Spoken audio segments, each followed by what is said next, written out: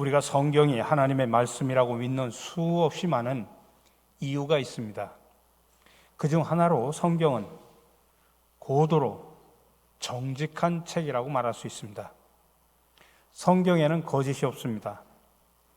대부분 우인전의 경우는 그 사람의 단점은 가리고 장점만 과대 포장을 합니다. 근데 성경 속의 인물은 그가 신앙의 우인이라고 할지라도 잘못한 것을 그대로 기록해서 드러냅니다. 요나도 그렇고 노아도 그렇고 아브라함, 다윗, 솔로몬, 그들의 실수가 적나라하게 기록되어 있습니다. 그러므로 성경은 정직한 책이라고 말할 수 있습니다. 오늘 예레미야는 7절에서 12절까지의 말씀 속에서 자기의 본심을 하나님께 그대로 아뢰고 있습니다. 아니, 사람에게가 아니라 하나님께만 아린 겁니다. 근데 하나님은 이 예레미야가 은밀하게 털어놓은 본심을 만천하에 성경을 통해서 공개를 해 놓으셨습니다. 왜 그럴까요? 거기에는 우리에게 가르치고자 하는 교훈이 있기 때문입니다. 예레미야는 자신의 절망감, 혼란, 영혼 안에 있는 쓴뿌리를 그대로 드러내고 있습니다. 예레미야 20장 14절에서 15절 세 번역으로 읽어드립니다. 내가 태어난 날이 저주를 받았어야 했는데, 어머니가 나를 낳은 날이 복된 날이 되지 말았어야 했는데, 나의 아버지에게 아들입니다 아들 하고 소식을 전하여 아버지를 기쁘게 한 그 사람도 저주를 받았어야 했는데, 얼마나 절망감이 심하면 이 정도로 자신이 태어난 날 생일을 저주한다고 그렇게 말을 하겠습니까?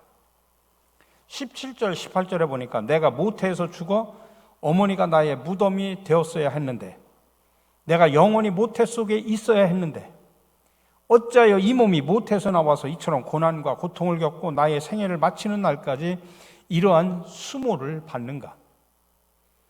지금 예레미야는 자기 인생을 고난, 고통, 수모라고 하는 세 단어로 표현하고 있습니다. 우리는 통칭 이것을 가리켜서 심리적으로 우울증이라고 표현합니다. 그걸 종교적으로 표현하면 영적 침체라고 말할 수 있습니다.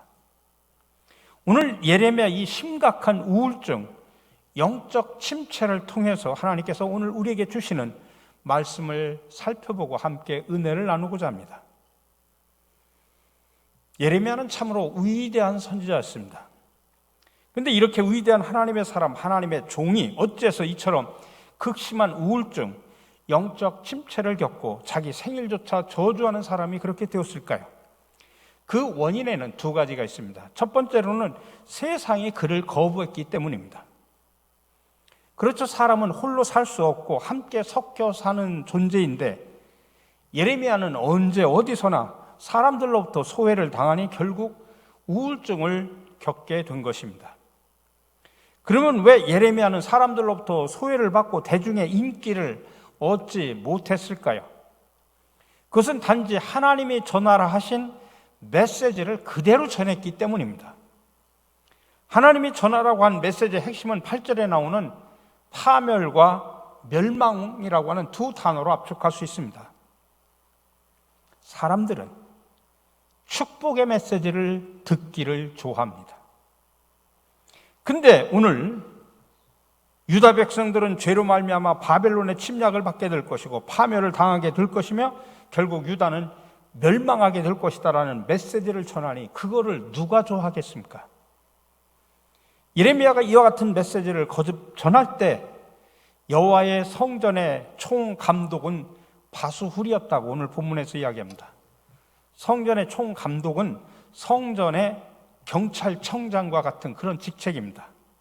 그러니까 성전의 질서를 지키는 경찰청장이 예레미야를 잡아가지고 그렇게 메시지를 전하니까 예레미야를 잡아가지고 엄청나게 때렸습니다. 오늘 2절에 표현합니다. 이에 바수울이 선지자 예레미야를 때리고 여호와의 성전에 있는 베냐민 문 위층에 목에 씌우는 나무 고랑으로 채워두었더니라고 기록하고 있습니다.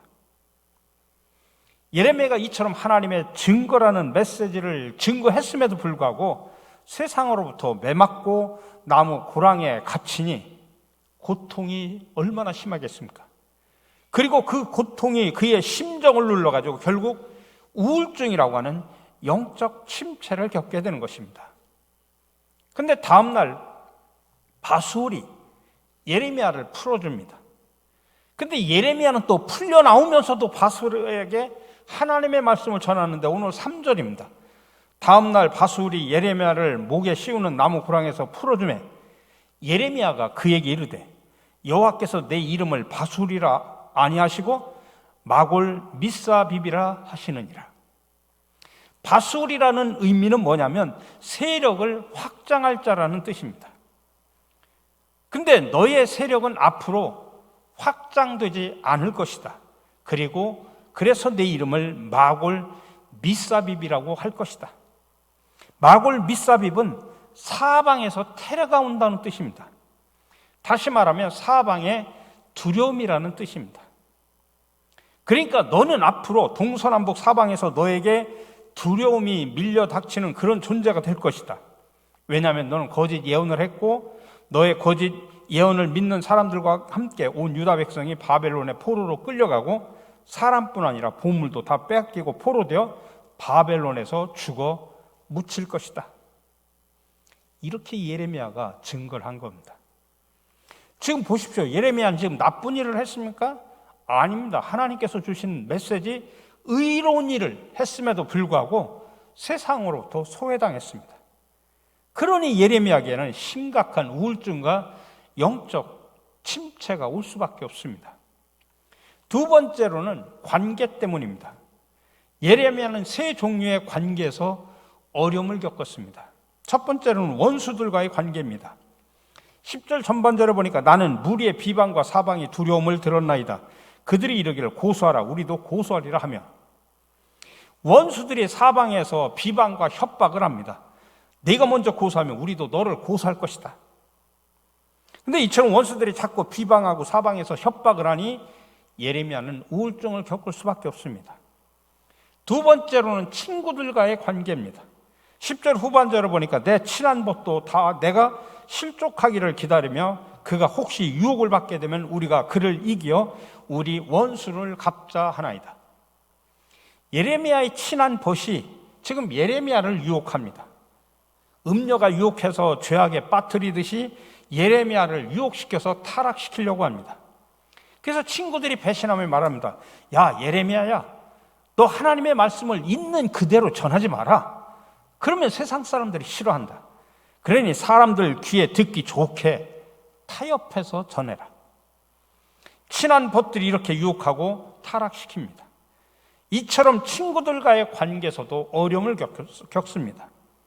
그런데 마지막으로 가장 심각한 문제는 하나님과의 관계입니다. 오늘 7절에 보니까 여호와여 주께서 나를 권유하심으로 내가 그 권유를 받았사오며 주께서 나보다 강하사 이기셨으므로 내가 조롱거리가 되니 사람마다 종일토록 나를 조롱하나이다. 주께서 나를 권유하셨습니다. 이 권유하셨다라는 말은 무슨 뜻이냐면 속이셨다는 이야기입니다. 하나님이 나를 속였다는 이야기입니다. 예레미야는 지금 하나님이 나를 속여가지고 선지자가 되면 좋을 줄 알고 되었더니 오히려 비방당하고 조롱거리가 되니 주께서 나를 속이신 것이 아닙니까 하면서 하나님이 자꾸 자기를 속였다고 지금 여러 번 이야기를 하는 겁니다.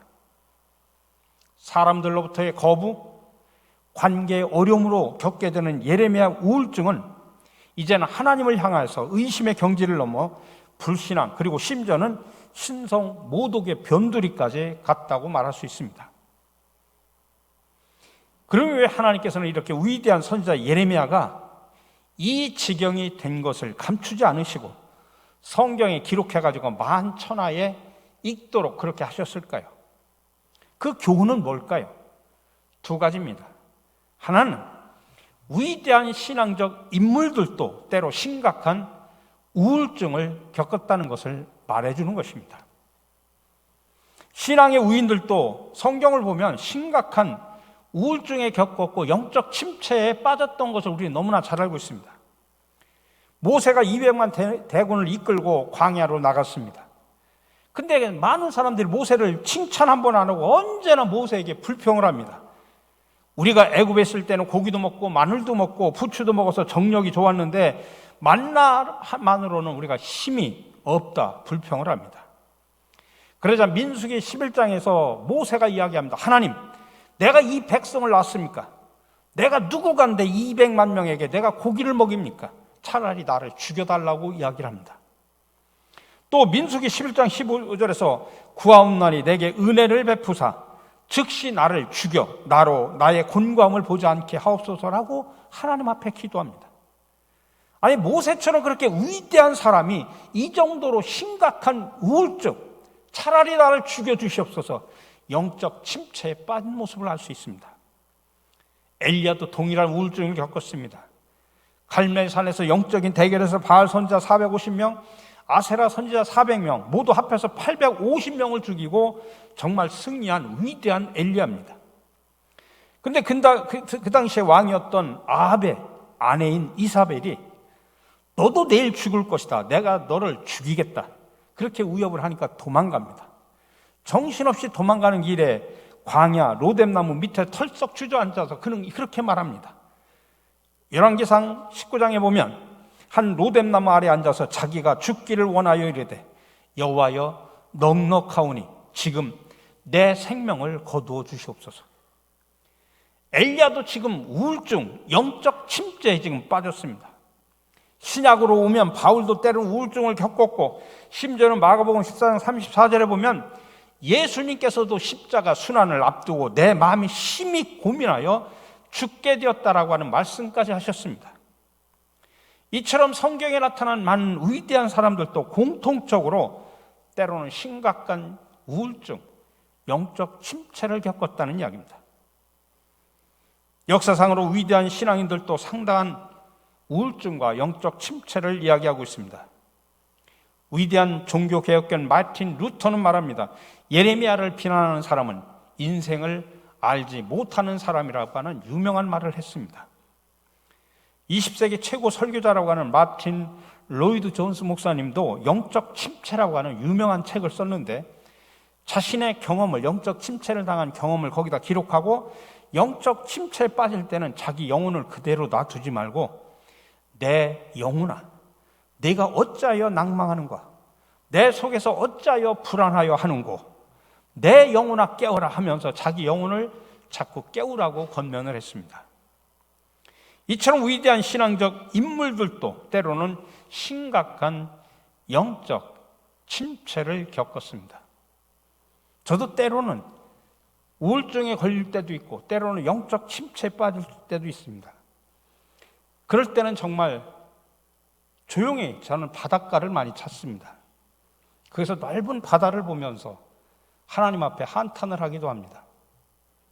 요즘에도 바닷가가 그립습니다.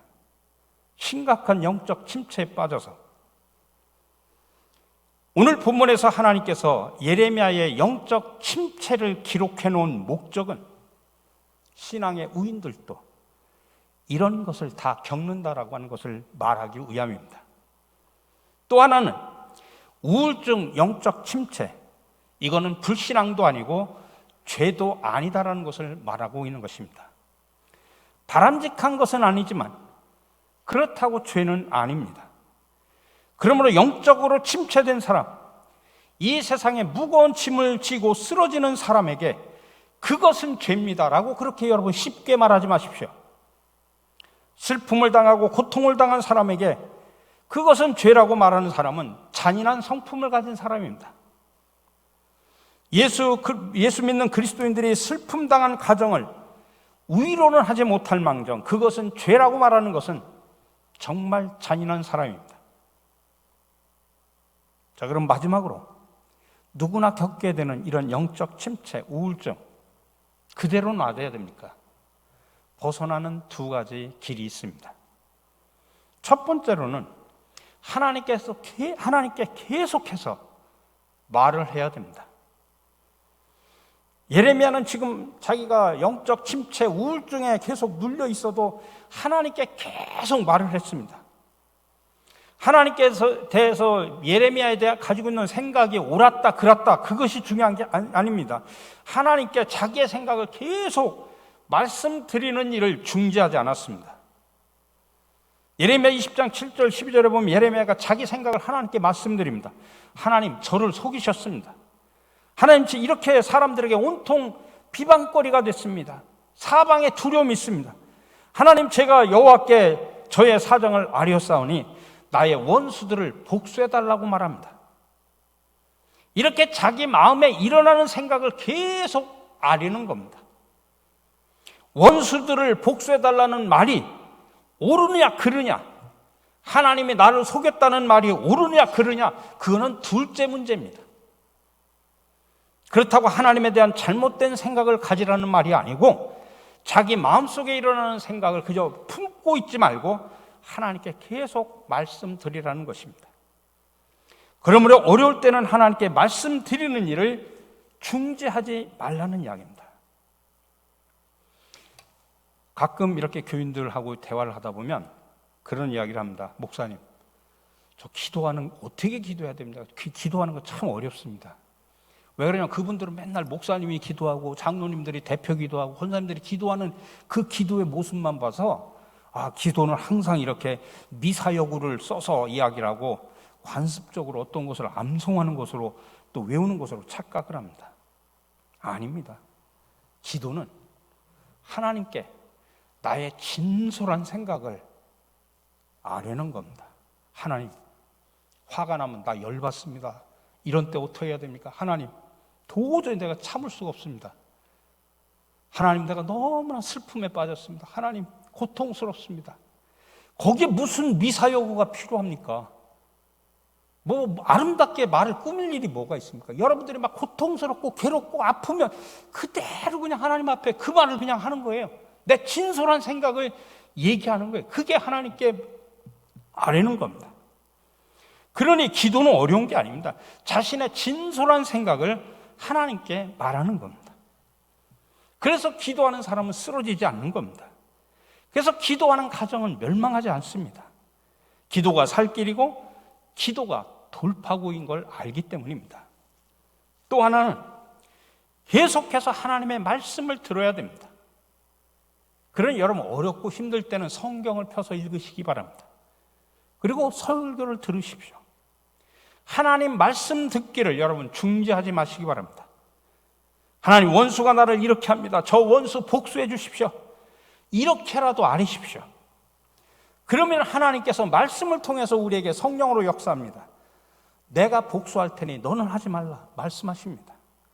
복수는 내가 하는 것이지 네가 하는 것이 아니다. 그렇게 응답을 해 주십니다. 그러므로 하나님께 말씀드리고 하나님의 말씀을 들을 수 있어야 됩니다.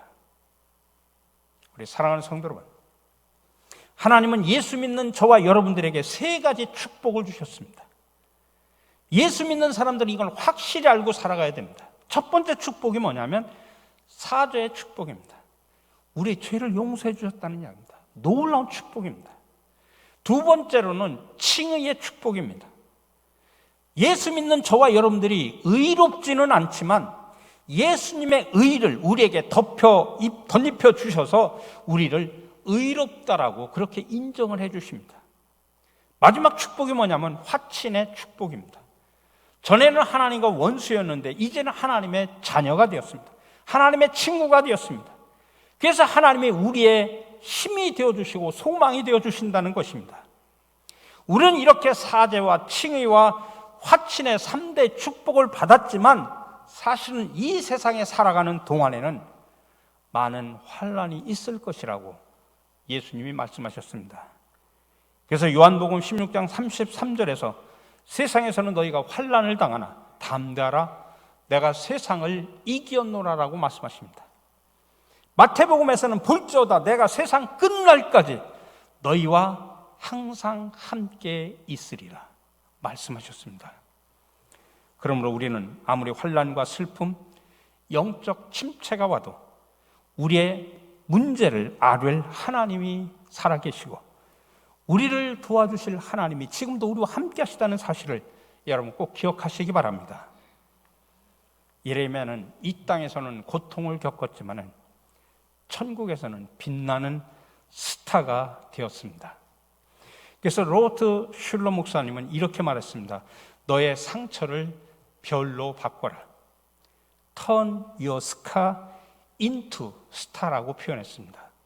스카라는 말은 얼굴에 난 칼자국 같은 상처를 말합니다.